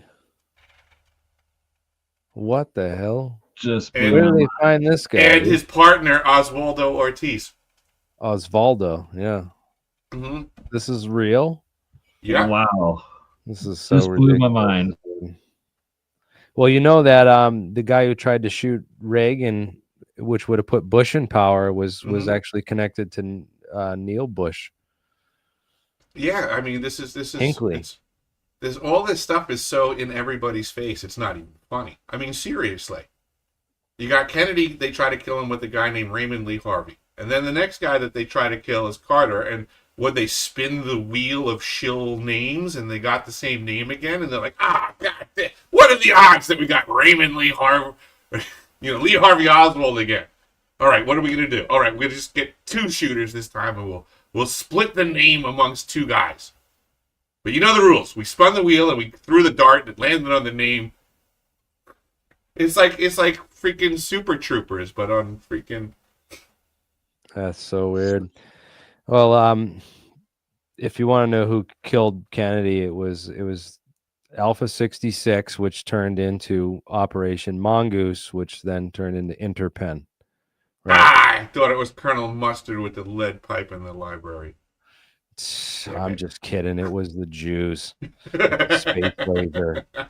Oh, yeah, that's the go-to scapegoat topic for everything. Dude, it's so much of it on X. It's insane. I can't even go look at anything without someone being like, "No, you're wrong." It was those. The tiny hats. The tiny hats are just in the grand scheme of me. And honestly, Ben Shapiro's not helping the case at all. But they do that intentionally just to derail the real information and disclosure that's happening, right? It's just the main go-to. Absolutely. Yeah, if anybody actually wanted to discuss issues that the United States actually should have with Israel, there's no better topic than remember the USS Liberty. So I'm not going to sit there and I'm not going to lay at the feet of the state of Israel every problem of the world. But boy, when it comes to the topic of the USS Liberty, Israel's got some explaining to do, and a lot of it. Well, I'm anti-Semitic too, but it's not just.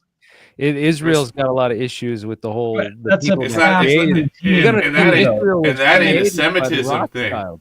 But yeah, it's that you can't take a past government of a foreign nation and their actions and put it against the entire country and population sort of thing, right? The same people that started World War II, they scapegoated the Jews. They scapegoated the Jews to get Hitler in power and start World War II, and then they felt bad, so they gave him another home, and now they're just trying to blame him for all the crap they've been doing the last 60 years. 70 years again. It's an easy scapegoat. Did you guys happen to catch the news this past week or so that apparently there were files released that Hitler apparently lived quite a few more years? down in either Argentina and or Antarctica. I mean, this also again sheds more light on the Antarctic conversation in general, right? How No, much closer can we get to the stories of Nazis in Antarctica coming, full tilt out of the shadows? it's anti-hate speech. I'm calling out hate speech. All right, everyone that's trying to I'm shocked. Yeah, Dude. for anyone that didn't get the They didn't get sarcasm in that, like, There was sarcasm. literally That's what going to be clipped up now. Watch. Oh, Now. totally. Look, Yeah. alien scientist says it was the Jews. Oh my god. Oh It's my gonna god. be.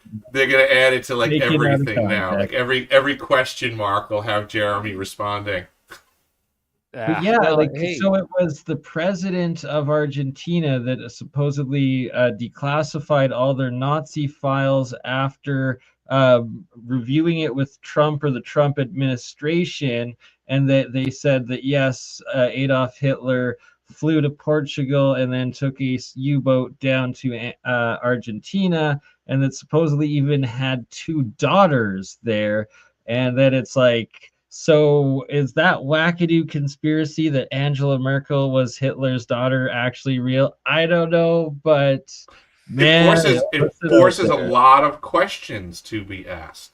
I mean, seriously, right off the bat. I mean, how many people were involved in what most people would consider one of the most evil people in all known history? Right? I Following. try to argue with people is that it's the Nazis that are still involved. Operation Paperclip.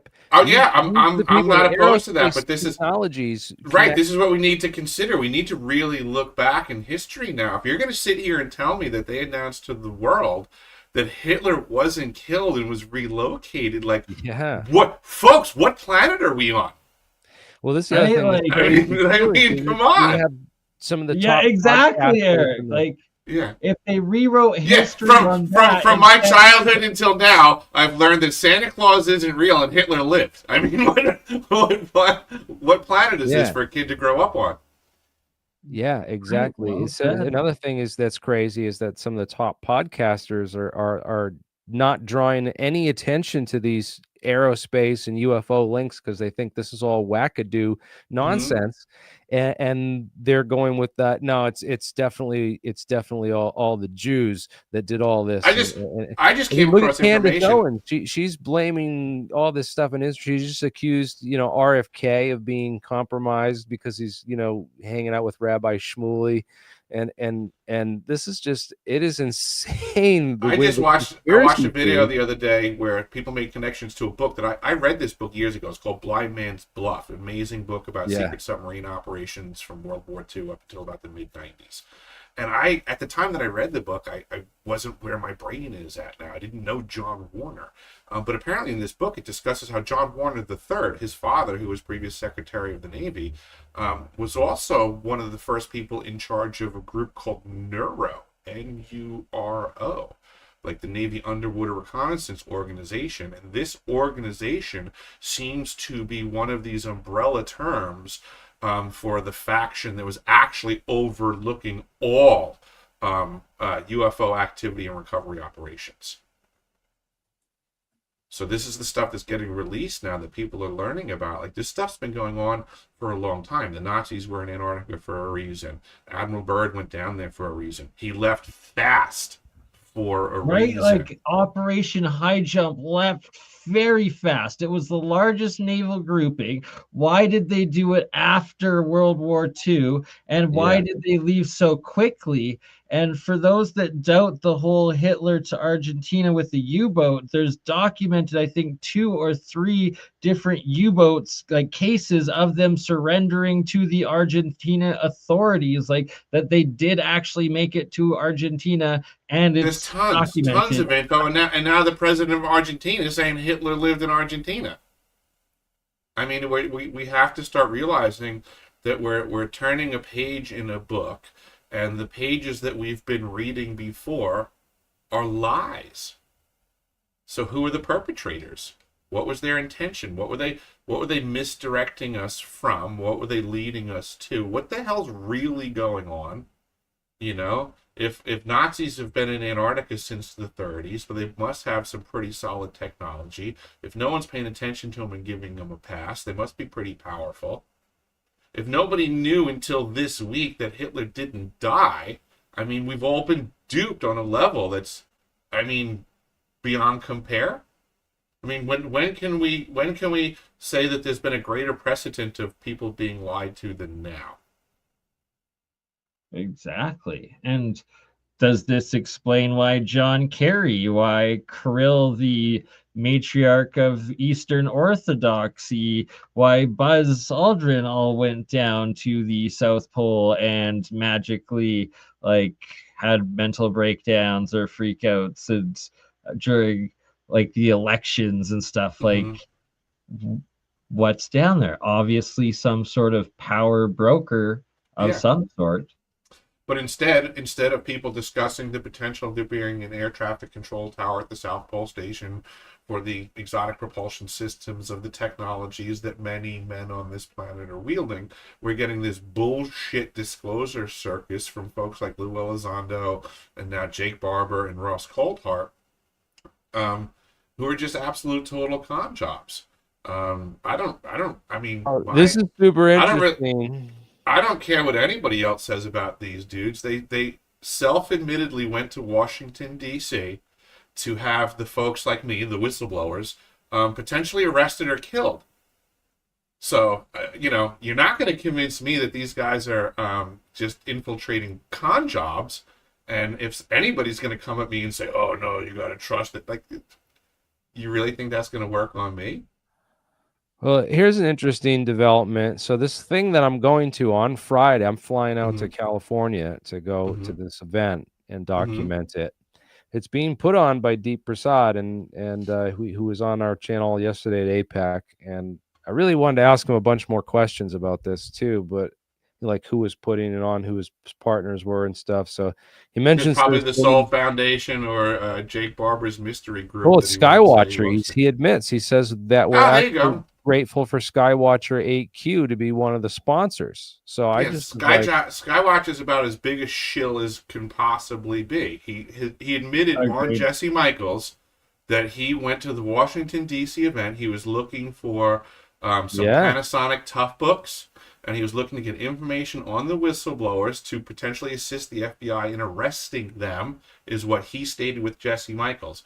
On Danny Jones, Dr. Greer stated that he had been in communications with Jake Barber, and up to and including Wetworks was on the table for that event. So, I would say that there's a lot more going on than the average observer of disclosure is witnessing, because from my perspective, I got set up to go into the Lion's Den arena of gladiatorship of disclosure, apparently, and didn't realize what was being wagered on the table at that moment. Well, this is kind of interesting because this is a development. He's saying, "Oh, I'm not funded by the CIA or intelligence communities or anything." Well, if you're funded by Skywatchers, that we don't. I'm pretty sure that. If I were to guess who the intel community was in the whole UFO scene, it would be these guys. It would be my top first guess, me personally. So I was just like, wait a minute here. Am I walking into the Lion's Den on Friday? Am I like going into like the spook graveyard? Oh yes, sir, you are. It looks like the whole thing. My entire experience in disclosure so far, 99.9% of it is a sham. Presume every single person that contacts you is a Fed or worse. Spooktacular. Because that winds up becoming the long and short of it. Wow, this is crazy. So, in any case, I'm still going, and I'm bringing my camera and. Oh, by all means. I went to DC. I didn't know if they were going to pop me in the head and have a plastic drop cloth on the floor when what's a skip? Yeah. Maybe it's something lined in plastic. I don't know. Yeah, no, that's exactly a valid concern there, Eric. But Yeah, this when I saw this, I was like, wait a minute, Nolan's going to be there, and then Skywatchers, and I need to go to this event because I need to disrupt Do any it kind of up. CIA Oh, I narratives that they're cannot trying to wait. go through. I cannot wait to hear your feedback. It's gonna be like I Contact in the cannot Desert. wait to see the It's videos of Contact in Cool the Runs. Desert was such a circus of patting each other on the back, Yeah. and Yeah, I know. yes. For real. Oh, it's dude. Jeremy's going in to break up the circus. You are gonna have your eyes opened to a level of collusion. That's what I watch. It's like when you watch the WWF, like the WWE, the wrestling on TV, right? Did you ever go see it in real life? Oh yeah, I grew up next to the Hart bench. Right. So if you ever go watch like professional choreographed. wrestling in real life, there's No nothing that choreographed. looks more fake. It is so horribly fake in real life. You need the editing, you need the all the right stuff to make it look legit on TV. And that, I mean, even though on TV it doesn't look that great, but in real life it ruins it. It takes the magic away. So it's like the same thing with these UFO conventions. They're a total debacle. They are a circus of fanboys and people willing to pay for autographs. And oh my God, I got to stand next to Linda Moulton Howe for a half a second. It's nauseating. What's gonna be amazing? So Jeremy, you have to like be IRL streaming the whole time with the camera, but also have like some Windex or something or Mr. Clean, and it's just like whoever runs and skittles away that refuses to go out, because these people, they're literally like they're like moths to a light when it comes to social media. They want to be on camera. They want not at those events. Nope, when they run from Jeremy, it's like there you go. At those events, they only want to speak to clout and credentials. So like when I was at Contact in the Desert, there was like this the circle of trust around Lou Elizondo and things like that. Like exactly. You see all the clicks and you see everybody clawing and trying to get into the inner circles. It's a disaster. It is. And do me a favor, watch the numbers. Pay attention to what you paid for a ticket. Pay attention to what the prices are, because it sure looks to me like they're just trying to fleece a demographic. I don't know, man. I'm gonna. Well, this is why the community trusts me to go to this event and report on it, because they know I'm not gonna bullshit, and I'm not gonna do it up. I already know what you're gonna see, so enjoy. I've been to many of these events. This is like I've been a speaker at some. I've attended multiple. This is more like a black tie event for like Silicon Valley bigwigs trying to get into the scene. Is what he described it as. So, people trying to opportunize off of the truth before the truth is actually presented. In the stock markets, that's called front running. Yep, big time. That's all they're doing. That's all these events are. Who's hosting them? Who pays for all of these UFO events? Would there be a motive for a faction? Let's just say, argument's sake, hypothetically speaking, would it be worthwhile for the CIA to host a UFO convention because of the amount of networking and information grabbing and narrative control? Wouldn't it be just a simple, easy return on investment for them?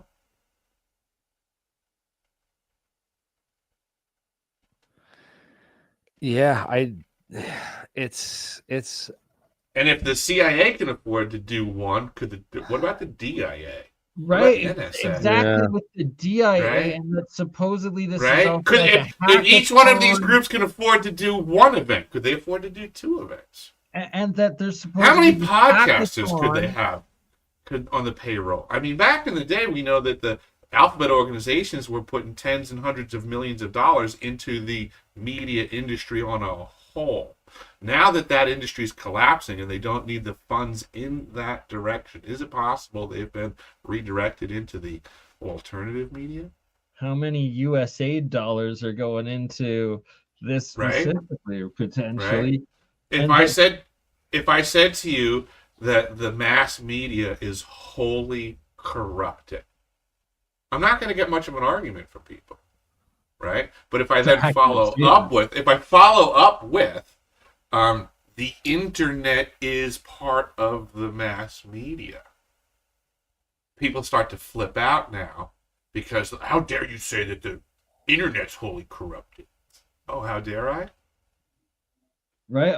And you're so bang on with that, Eric, in that there's all of these little echo chambers now, and it's how they've designed YouTube to make these communities where they'll ban the moderators will ban any like opposing view, and then it's like, oh, how did this channel that only has 50 videos, only existed for 2 years, now have 250,000 subscribers?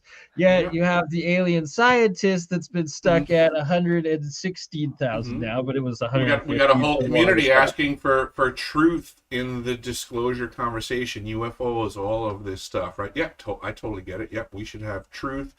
Truth to me is actionable intelligence, meaning that once the information is shared, the information is so valuable that it means you can go to action.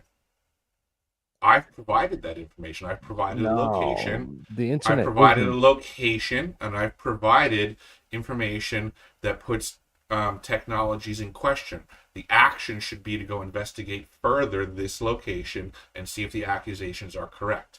I challenge anybody to show me anybody else in the disclosure community that has provided any actionable intelligence. What should we do next with any of the information these supposed whistleblowers provided? What's the next step? Is there a location? Yes. Is there a person that they implicate? Is there a next step, or are they just fucking stalling? Well, the technology is certainly one. I mean, doing the South Pole, sending an investigator down there would be a certain team. They could go find that room you're talking about and open up that door and find out what's behind it quite easily, and do a couple simple tests and give us a thumbs up, thumbs down. Yeah, right. Right. Crap, and I don't know, man. So that's falsifiable. That's why I didn't just throw you out, Eric. I'm like, well, this is still something that's falsifiable, and nobody has taken any of the effort to falsify you. And I have provided ample time. I find it a feather in my cap that I have yet to fail that. I had a couple people like try, but it's just shill tactics. It's not like I get all kinds of shenanigans on the shill level for sure, trolls and all that kind of stuff. Yeah. But usually it just boils down to simple character assassination. Yeah, these guys are giving me crap for going to Elizondo. Yeah, I paid friggin' $100 to go to the Elizondo event because I had to buy 2 tickets for my wife as well. So it's unfortunate you have to pay money to the CIA in order to expose them. But a lot of these conventions and stuff like that that I've even been involved with, like they're charging the guests, like it's like a flea market in a way, right? Like you pay the host event a certain amount of money, and they say, we get this amount of traffic. It's a business model. They're charging the speakers for podium time. Wow. These are business models. So these people that have books, the other way around. No, it's not. It's a misconception.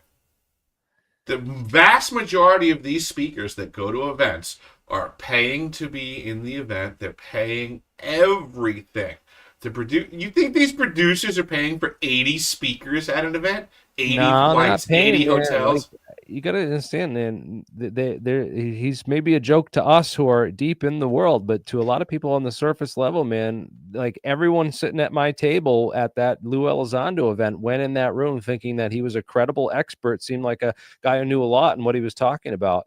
And by the time they left there after sitting at the table with me, they realized very quickly that was not the case.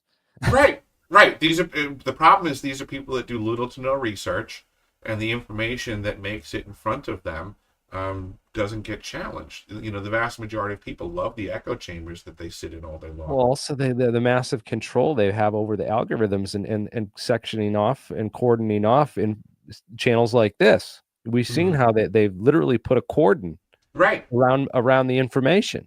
Which goes right back to what I was saying before. I have actionable intelligence that nobody knows about, but everybody knows about all the BS, speculative, unsubstantiated claims of whoever they have in the spotlight for centering of the circus of disclosure currently. And it's all listed right here on your website, deciphering.tv. Again, Yeah. posted the link for anyone interested in and you'll come on a checking it live out. stream and answer my questions, but Gary Nolan turned me down like 4 times. So, Right. you know, So, quick question: what actionable intelligence has Gary Nolan provided?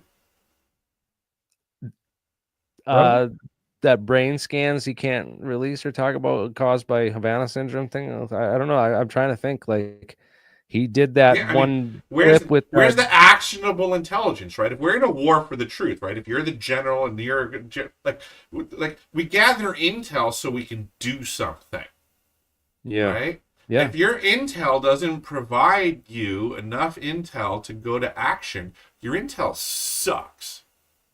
What's the They're point all of sitting at a untrusting, table bro. gathering intel and you never go, well, here's what we do next? If you never have intel that says, here's what we do next, what the fuck are you doing?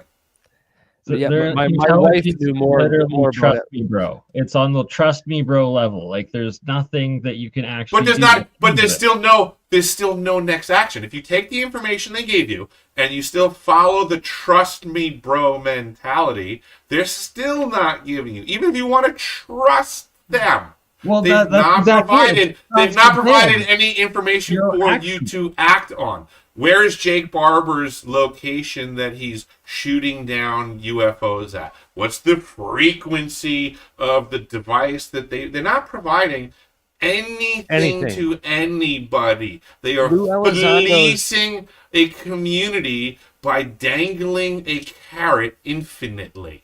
Absolutely. You hit the nail on the head. And that's exactly what everyone at my table got away from the presentation with Lou Elizondo in Boston. I mean, it's an educated city. It wasn't packed full, the room, but it was enough people in there that you know, his first half hour of his presentation was literally a pale blue dot, a brief history of time and cosmos. It's like, come on now. Even my wife like knows this. Right. These sources from like the guy was like, yeah, this is like the old guys I was sitting at the table with were like, this is 7th grade science lesson. Like, I paid $50 for this. Like, this is frustrating to me because in one breath, yes, I'm happy like that people are doing things like reading, a brief history of time, but again, he didn't even cite the sources. He plagiarized everything from those books. Right, absolutely, yes. So it's like I said, in one light breath, I'm happy that people are getting this information in the discussion. But the thing I find really frustrating is that what I'm witnessing is a lot of the gurus of the conversation right now are just simply regurgitating information from books that I read 20 years ago. Right? And like, absolutely. The vast majority of people in the UFO, UAP disclosure community are pulling information from Adventures Unlimited Press authors. That's all they're doing. I have seen that's like old CIA material. It's like being recycled. They're literally Adventures Unlimited Press was the folks that would first put out like the most peculiar information, inner Earth conspiracies, the Dead Sea Scrolls, and in the back of every Adventures Unlimited Press book, they had, you can order their other books, and it was like, did you know? That's exactly, they copied Gray Barker's model. Yeah, from the 1950s. Exactly. Yeah. All these people are doing is regurgitating information, and it's not even like deep information from the actual books. It's like highlights from the cliff notes of, the back of the book where it's just topical, like, hey, buy this book because, did you know a UFO sucked up a Bigfoot in Oregon in 1979? But don't get me wrong. Like, I'm not saying it's all junk. I'm just saying it's all stuff that's been stated before, and they're just even giving just the most superficial coverage of these topics. None of these people can actually wield this information. Billy Carson just got his ass handed to him by Westhoff and made to look a fool because it was the first time Billy Carson got cornered to where he couldn't run away and call a lawyer immediately and have a cease and desist happen post haste. But basically what everybody learned is that Billy Carson has a massive vocabulary of words but no definitions in his head. versus And no Wes supporting Huff. evidence. I'm gonna look this one up. Oh, dude, you didn't see this? Oh yeah, this was a while back. Okay, yeah, I Yeah, saw Billy this Billy now. Carson Yeah. got his ass handed to him by Wes Huff. Yeah, because Wes Huff basically called out Billy for just Billy Carson's a standard great, joker man. who loves big words but doesn't know how to wield them. Yeah. So Billy Carson reads a lot of books. He pumps out a lot of words. The problem is if you know less than Billy, you think that Billy knows something. But if you know more than Billy, you're like, Billy, how can you be even putting those words together right now? If you actually knew anything about the topic that you were discussing, you'd realize that was a lot more than a minor faux pas, what you just did. He does that all the time. He makes some major misspeaks. Oh, constantly. Should we shut her down right now, right before the 2 Yeah, hours? Or? let's shut it down, man. We've talked enough. This is That was great tons chat, of guys. actionable That was information, and yeah, I'm gonna send the link out right now for anyone that wants to join. I don't know if I want to make it public. Should I? Sure. Yeah, we'll kick anyone out that don't belong. So. And we'll end her right now. Join the after party.